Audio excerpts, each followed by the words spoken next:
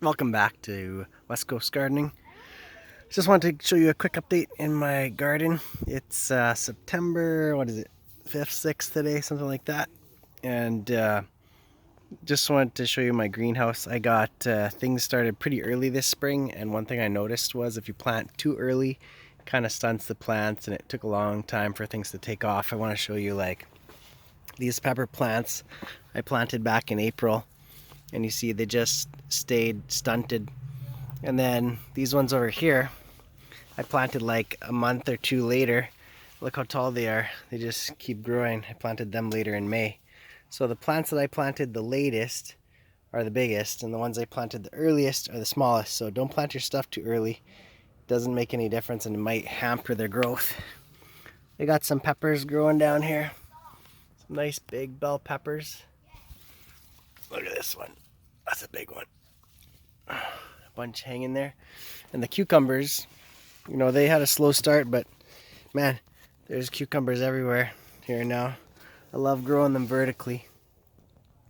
So nice growing vertically. And all different kinds here. Look at those beautiful ones.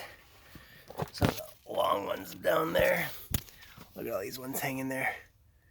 Big cucumbers. And then my hanging pot here, I had 2 tomato plants, and they actually did really well. Look, you can see it's cooled off and still blossoming, one of them.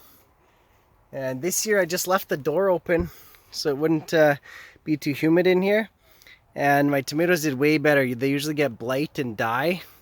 But look at these ones. They just keep fruiting, making more and more tomatoes. And one thing I did was I made a mistake. I left my watering on too much on the strawberries, and you see they died off. So I've turned it off and they're coming back. This side pretty much died, so I'll just replant those with some of my runners from outside.